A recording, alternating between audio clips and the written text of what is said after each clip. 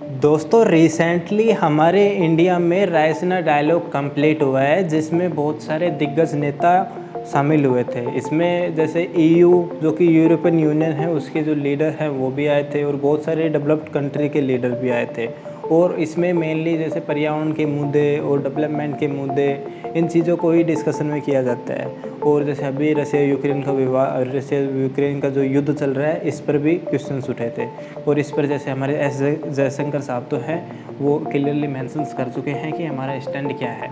तो दोस्तों अभी रिसेंटली क्या हुआ कि रायसीना डायलॉग जो चल रहा था, उसमें हमारे नितिन गडकरी जी हैं, जो कि परिवहन मंत्री है, सड़क परिवहन मंत्री, उन्हें वहाँ पर बुलाया गया था। और इनसे एक सवाल पूछा गया है कि भाई आप जो टेस्ला कंपनी है, वो जैसे इंडिया में एक तरीके से इंडिया में मैन्युफैक्चर नहीं किया, मतलब टेस्ला कंपनी, इस पर कुछ सवाल पूछे गए। तो इन्होंने ये कहा कि भाई टेस्ला कंपनी है वो मेड इन चाइना बन के हमारे इंडिया में आती है, तो इतनी एक्सेप्टेबल नहीं होगी। और जितने टैक्स ड्यूटीज़ हम चाइना के इम्पोर्टेड माल पर लगाते हैं, उतनी ही टैक्स ड्यूटी लगेगी। या जितनी भी जैसे नॉर्मली हम लगाते हैं जितने भी इम्पोर्टेड माल पर, तो उस पर टैक्स ड्यूटी उतनी ही लगेगी। दोस्तों ये एलोन मस्क हैं, जो कि टेस्ला के सीईओ हैं, और ये हमारे नितिन गडकरी जी हैं। इन्होंने यही क्लियरली मेंशन किया था। और ये टेस्ला कंपनी, टेस्ला का ये लोगो दिखा रखा होगा। टेस्ला कंपनी जो कि इलेक्ट्रिक व्हीकल बनाती है और इलेक्ट्रिक कार जैसे सेल्फ ड्राइव कार भी बना रही है। तो नितिन गडकरी जी ने यही कहा था कि भाई यदि टेस्ला हमारे इंडिया में आकर के अपना खुद का प्लांट खोल करके, एक तरीके से मैन्युफैक्चर प्लांट खोल करके वहीं से यदि प्रोड्यूस करती है कारों को, हमारे इंडियंस को जॉब देती है और तब भी बेचती है, तो वो और अच्छा रहेगा। हम उसको एक्सेप्टेबल भी मानेंगे और प्रमोट भी करेंगे। मतलब प्रमोट नहीं, मतलब एक तरीके से लोग बाग उसमें दिलचस्पी भी दिखाएंगे। लेकिन यदि आप जहाँ से बेच रहे हो, चाइना से लेकर के आ रहे हो, तो मेड इन चाइना माल हमारे इंडिया में नॉर्मली एक्सेप्टेबल तो है, लेकिन इतना एक्सेप्टेबल नहीं है। एक हेट तरीके से, मतलब मजबूरी में हम उन चीज़ों को यूज़ कर रहे हैं। तो यही कहा है कि मेड इन चाइना की टेस्ला कार है, वो इतनी एक्सेप्टेबल नहीं होगी। जितना टैक्स लगना होगा उतना टैक्स लगेगा। यदि तुम मेरे इंडिया में आकर के इस तरीके से मैन्युफैक्चरिंग प्लांट खोल करके सेल करते हो, तो उस पर टैक्स कम होगा।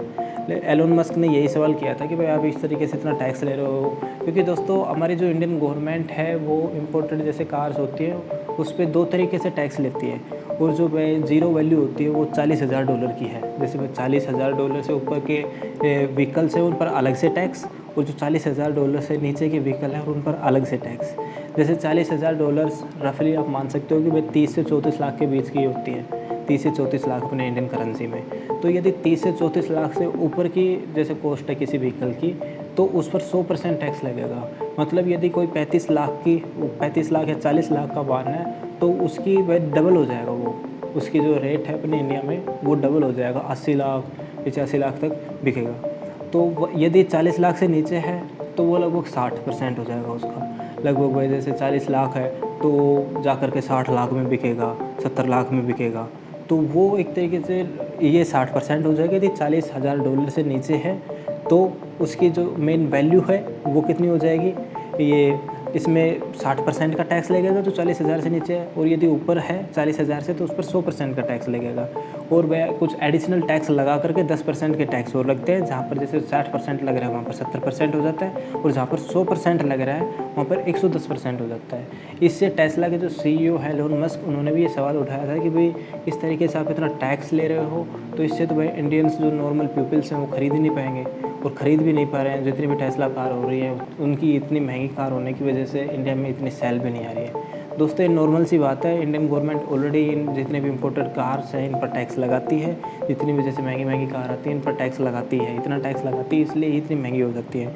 लेकिन दोस्तों अभी ये स्पेशली कहा गया है कि मेड इन चाइना है, इसलिए इस पर तो टैक्स लगेगा ही लगेगा। हालांकि एलोन मस्क ने गवर्नमेंट से रिक्वेस्ट की थी, आप किसी तरीके से जैसे ये भाई इलेक्ट्रिक व्हीकल है और सेल्फ ड्राइव भी है और पर्यावरण के लिए अच्छा है, इसलिए आप इस पर कुछ छूट दीजिए।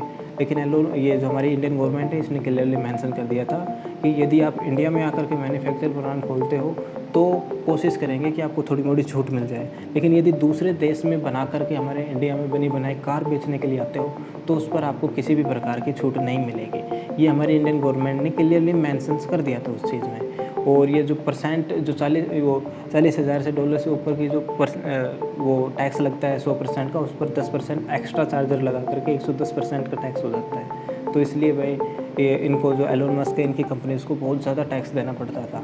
और इसी कारण से भाई हमारी इंडियन कंपनी को भी भाई क्या होता है कि यदि हमारे इंडिया में ये सबसे बड़ी प्रॉब्लम है कि जितनी भी फॉरेन की ब्रांड होती है ना, हम उनको ज़्यादा पसंद करते हैं। हालांकि हमारे इंडिया में भी ऑलरेडी बहुत सारी ब्रांड हैं, उनको हम ना तो प्रमोट करते हैं और ना उनको एक तरीके से हमारे एक तरीके से नेचर ही ऐसा बना हुआ है कि अमेरिका की कोई चीज़ है, चाइना की कोई चीज़ है तो वो अच्छी है हमारे इंडिया की बजाय। तो इस तरीके की मेंटेलिटी को भी बदलना ज़रूरी है। इसलिए गवर्नमेंट भाई इन चीज़ों पर इतना टैक्स इसलिए ही लेती है कि किसी तरीके से हमारे इंडियन जो मार्केट है, मार्केट की जितनी भी कार्स हैं जैसे टाटा और नॉर्मली जैसे महिंद्रा, ये जितनी भी कार आती हैं इनका मार्केट ठप ना हो जाए। और ये जैसे वह इंडिया में जितनी भी जॉब्स क्रिएट करती है इन्हीं की वजह से है जॉब। हालांकि ऐसा ही कुछ जैसे टेस्ला कर रही है, ऐसा ही कुछ भाई उसने एप्पल ने भी किया था। एप्पल ने भी कहा था कि भाई हम इंडिया में नहीं आएंगे और इंडिया में प्लांट नहीं खोलेंगे और मेड इन चाइना ही बेचेंगे। लेकिन उस टाइम पर इनकी कुछ भी सेल नहीं होती थी।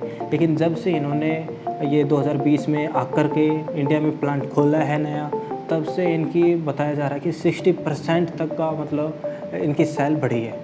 तो इसलिए भाई एलोन मस्क क्या पता इनसे सीख करके आ सकते हैं इंडिया में, लेकिन अभी तक इन्होंने क्लियरली मेंशन नहीं किया है कि आने वाले हैं या नहीं, या और कुछ होने वाला है। लेकिन दोस्तों जैसे कि भाई टेस्ला की जो कंपनी, ये टेस्ला का जो मेन जैसे मैन्युफैक्चर जहाँ पर होती है टेस्ला कार है, वो चाइना में ही होती है। और इसी चीज़ का कंसर्न है, ये जेफ बेजोस ने भी बताया था कि अभी रिसेंटली जो एलोन मस्क ने ट्विटर ख़रीद लिया है, इस पर वह पहले तो क्या होता था कि फ्रीडम ऑफ स्पीच तो थोड़ा मोड़ा था, लेकिन अभी जैसे एलोन मस्क बोल रहे हो पता नहीं किस टाइप का फ्रीडम ऑफ स्पीच होने वाला है। और ये चाइना के जैसे जाल में भी फंस सकता है, क्योंकि चाइना ऑलरेडी जैसे इनकी कंपनी को बहुत सारा फंड चाइना से मिल रहा है। मतलब फंड एक तरीके से कमाई, इनकी मेन कमाई चाइना से ही हो रही है।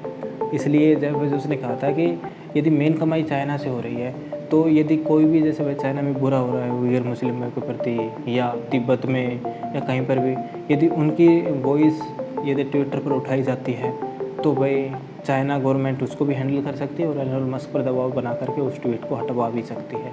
तो इस चीज़ पर देखते हैं भाई क्या होने वाला है क्या नहीं। जेफ बेजोस ने जो कहा था वो सही है या नहीं, लेकिन ये बहुत चैलेंजफुल थिंग्स है। और हमारे इंडिया में जैसे भाई बहुत सारे इलेक्ट्रिक व्हीकल्स अब एक तरीके से इनिशिएटिव के तहत आ रहे हैं। और रिसेंटली जैसे भाई ओला ने स्कूटर बनाना भी स्टार्ट किया था, जिसमें भी थोड़ा चल रहा है कि भाई ये जल्दी से आग पकड़ लेते हैं।